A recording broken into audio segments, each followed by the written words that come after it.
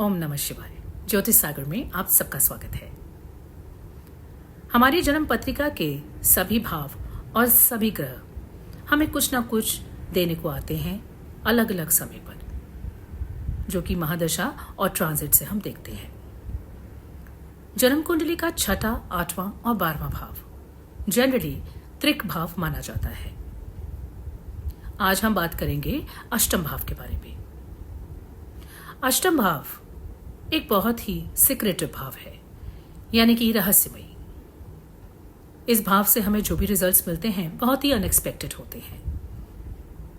आठवें भाव को आयुष भाव भी बोला जाता है और यहाँ के कारक ग्रह बनते हैं शनि। काल पुरुष की कुंडली में यदि हम देखें तो अष्टम भाव में वृश्चिक राशि आती है, जो कि बहुत ही मिस्टीरियस, बहुत ही रहस्यमय राशि है। आठवें भाव से मिलने वाले रिजल्ट्स बहुत ही अनएक्सपेक्टेड होते हैं और ये भाव केवल नेगेटिव ही नहीं, बल्कि ये भाव अनएक्सपेक्टेड है, यानी ऐसी चीजें जो हमने सोची भी नहीं। अष्टम भाव से हम क्रॉनिक इलनेसेस देखते हैं, हमारी पैतृक संपत्ति, हमारे टैक्सेस, इंश्योरेंस, अनअर्न्ड इनकम, जिसके लिए हम कार्य नहीं करते, ऐसा पैसा जब हमारे पास आता है उसे हम अष्टम भाव से देखते हैं। लॉटरी, गैम्बलिंग या अनैतिक तरीके से कमाया गया धन भी हम अष्टम भाव से देखते हैं।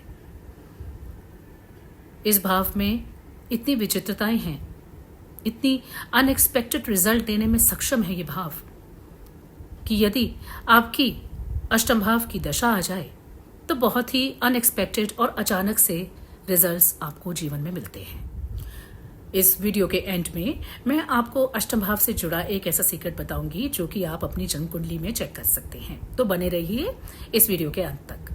तो आइए शुरू करते हैं। अष्टम भाव के स्वामी अलग अलग भावों में क्या फल देने में सक्षम हैं, और इसके लिए आपको अपनी जन्म कुंडली के 8th हाउस को देखना है और देखना है कि उस भाव का स्वामी कौन बन रहा है। तो फॉर एग्जाम्पल, यदि आप मिथुन लग्न के हैं तो अष्टम भाव में मकर राशि आती है, तो मकर राशि के स्वामी बने शनि। तो आप अपनी जन्म कुंडली में चेक करिए कि शनि कहाँ स्थित है और किन ग्रहों के साथ बैठे हैं। ऐसे ही आपका कोई भी लग्न हो सकता है, आपको अष्टम भाव में जाके अपनी राशि चेक करनी है और उनके स्वामी चेक करने हैं। तो आइए शुरू करते हैं। अष्टम भाव का स्वामी जब प्रथम भाव में हो, प्रथम भाव हमारी पर्सनैलिटी है। जो भी लोग हमें बाहर देखते हैं, जो भी जैसा भी परिवेश हम उनके सामने लाते हैं, वो हमें वैसे ही जानते हैं। तो जब अष्टम भाव का स्वामी, अष्टम भाव क्योंकि एक बहुत ही गहरा भाव है, एक डार्क हाउस है, तो जब अष्टम भाव के स्वामी प्रथम भाव पे आ जाएं, तो ऐसे में व्यक्ति का व्यक्तित्व बहुत ही सीक्रेटिव बन जाता है, यानी कि वो हर चीजों को अपने तक ही सीमित रखता है और लोगों से बातें शेयर नहीं करता। सीक्रेटिव नेचर हो जाती है। ऐसे लोगों की आयुष में भी वृद्धि होती है यदि कोई पाप ग्रह का प्रभाव ना हो तो। ऐसा व्यक्ति जीवन में अपने ही फैसलों के द्वारा कई बार भारी नुकसान उठा सकता है। इसलिए कोई भी फैसला यदि ये अपने जीवन में ले तो अच्छे से सोच समझ के ही लेने चाहिए। ऐसे व्यक्ति रिसर्च एक्टिविटीज में भी बहुत सफलता प्राप्त करते हैं और कोई भी हिडन सब्जेक्ट्स, ऑकल्ट सब्जेक्ट्स, इनके लिए बहुत ही लाभदायक सिद्ध होते हैं। यानी जैसे ज्योतिष, इंजीनियरिंग, एनालिटिक्स, इनके लिए फायदेमंद रहते हैं। तो जिन भी जातकों की जन्म पत्रिका में अष्टम भाव का स्वामी प्रथम भाव में आए, ऐसे लोगों को हमेशा ध्यान रखना है किसी भी इलीगल एक्टिविटीज में संलिप्त ना हो और लॉटरी और सट्टे से कोई भी लाभ लेने की कोशिश ना करें, क्योंकि कई बार लाभ तो होता है लेकिन बड़ा नुकसान भी हो सकता है और जिसके चलते समाज में आपकी बदनामी भी हो सकती है। इसलिए खासतौर पे ऐसे जातकों को अपना जो भी कार्य करें उसमें लीगैलिटी से सारे काम करने चाहिए और सोच समझ के अपने जीवन के फैसले लेने चाहिए। यदि अष्टम भाव का स्वामी दूसरे भाव में आता है तो दूसरा भाव हमारा कुटुंब भाव है, हमारी सेविंग्स का, हमारे खान पान का, हमारे चेहरे का, हमारी बातचीत का। तो जब भी अष्टम भाव का स्वामी यहाँ आता है तो ऐसे लोग कई बार सीक्रेटिव बातें करने का शौक रखते हैं, यानी कुछ ऐसे सब्जेक्ट्स पे बातें करते हैं जिन पे नॉर्मली लोग बात नहीं करेंगे। यानी अध्यात्म का कोई सब्जेक्ट हो सकता है, तंत्र हो सकता है, ऑकल्ट, एस्ट्रोलॉजी, इस तरह की बातें करने का इन्हें शौक होता है। और इनकी सेविंग्स में भी कहीं ना कहीं कुछ उतार चढ़ाव ज्यादा देखने को मिलते हैं। कुटुंब से भी रिलेशनशिप्स में अप्स एंड डाउन्स रहते हैं, क्योंकि अष्टम भाव का स्वामी पीड़ा देता है, परेशानी भी लाता है। इसलिए इस घर में आकर हो सकता है कि खान पान के कारण आपको कोई ना कोई हेल्थ इश्यूज हो सकते हैं, या फिर चेहरे से रिलेटेड कोई ना कोई आपको परेशानियां आ सकती हैं। जब 8th हाउस का लॉर्ड आपके 3rd हाउस में आता है, तो 3rd हाउस हमारी कम्युनिकेशन का है, हमारे पराक्रम का है, हमारे फ्रेंड सर्कल का है, हमारे पड़ोसियों का है, हमारी शॉर्ट डिस्टेंस ट्रैवल्स का है, हमारे छोटे भाई बहन का है। तो यहां पर जब अष्टम भाव के स्वामी आते हैं तो कहीं ना कहीं पीड़ा हमें इस भाव से मिलती है। शॉर्ट डिस्टेंस ट्रैवल में आपको परेशानियां उठानी पड़ सकती हैं।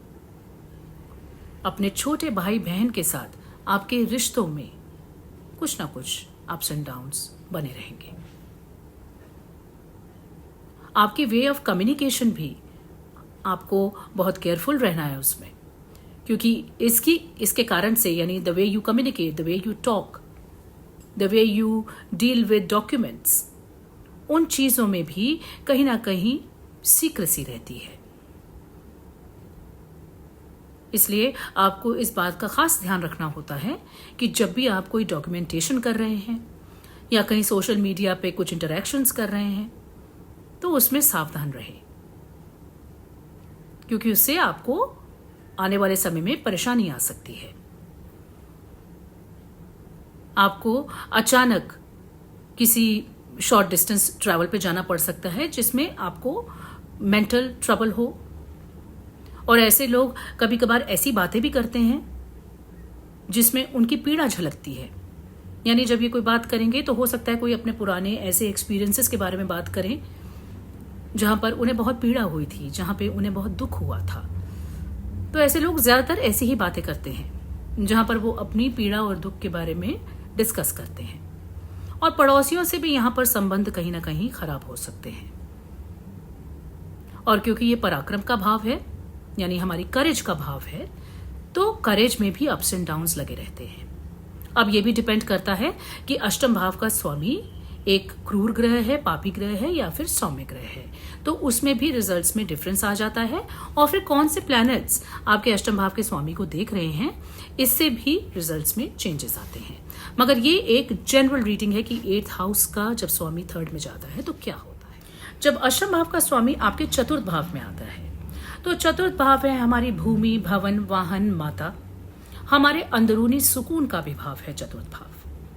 तो जब अष्टम का स्वामी यहां आता है तो कहीं ना कहीं व्यक्ति को डिप्रेसिव थॉट्स भी दे सकता है।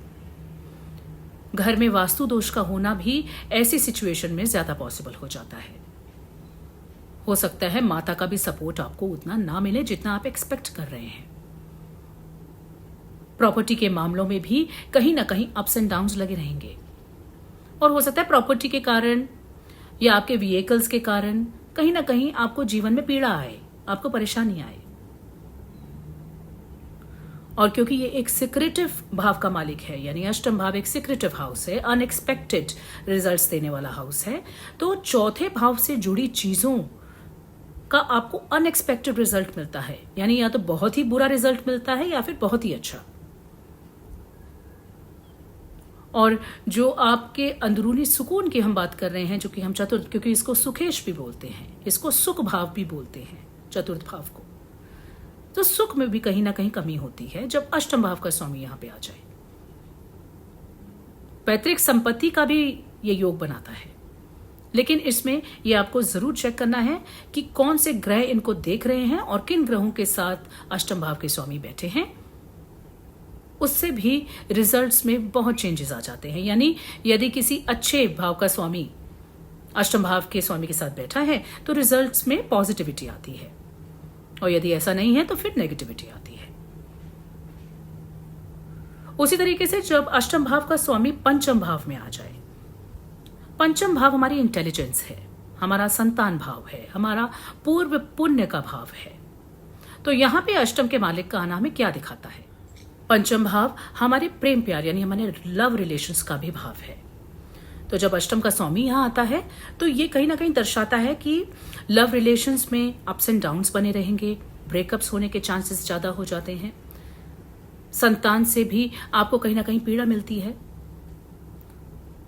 लेकिन क्योंकि ये मंत्र भाव भी है, हमारी इंटेलिजेंस का भाव भी है, तो अष्टम का स्वामी जब यहाँ आए तो ऐसे व्यक्ति को ऑकल्ट सब्जेक्ट्स बहुत ही सूटेबल रहते हैं। यानी यदि वो अपनी हायर स्टडीज़ ऑकल्ट सब्जेक्ट्स में करे, साइकाइट्रिस्ट हो, साइकोलॉजिस्ट हो, एस्ट्रोलॉजी हो, टैरो हो, इन तरह की विद्याओं से बहुत लाभ मिलता है और व्यक्ति अपने आप ही बहुत आसानी से ये विद्याएं सीख जाता है, क्योंकि कहीं ना कहीं ये भी आपके पूर्व जन्मों से ये चीज़ें जुड़ी हैं।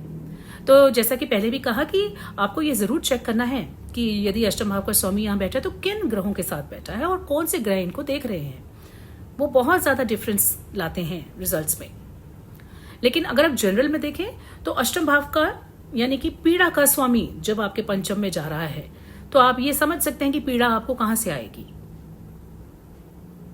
हो सकता है स्टडीज में भी ब्रेक आए,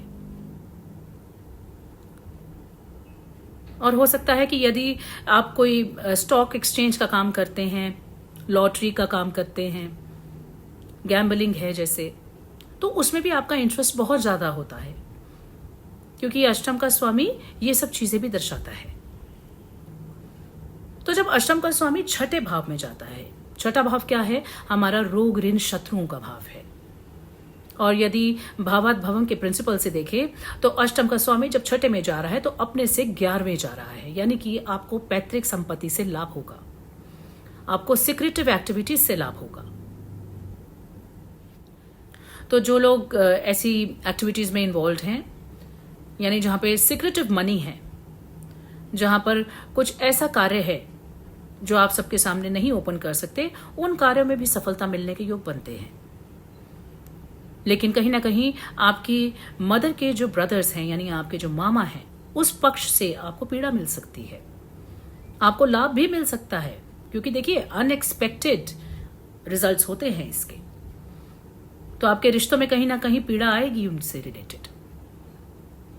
आपके जो क्रेडिट्स हैं, लोन्स हैं, उनके कारण आपको परेशानी आ सकती है, आपके शत्रुओं के कारण आपको परेशानी आ सकती है। इसलिए यदि इस भाव में अष्टम का स्वामी आता है तो आपको थोड़ा सा केयरफुल भी रहना है। माना कि ये एक विपरीत राजयोग भी कहलाता है, मगर विपरीत राजयोग का हमेशा ही अर्थ होता है कि कोई परिस्थिति बहुत विपरीत होगी, उसके बाद ही आपको लाभ मिलेगा। तो उस विपरीत परिस्थिति के लिए भी आपको एकदम तैयार रहना है। ये भाव सप्तम भाव से 12वां भाव भी है। तो यदि यहां पे अष्टम का स्वामी बैठा है, कहीं पे दशा अंतरदशा में वो एक्टिव हो जाए तो फिर शादी में भी कहीं ना कहीं इश्यूज आ सकते हैं, आपके वैवाहिक जीवन में इश्यूज आ सकते हैं। रोग से भी आपको सावधान रहना है।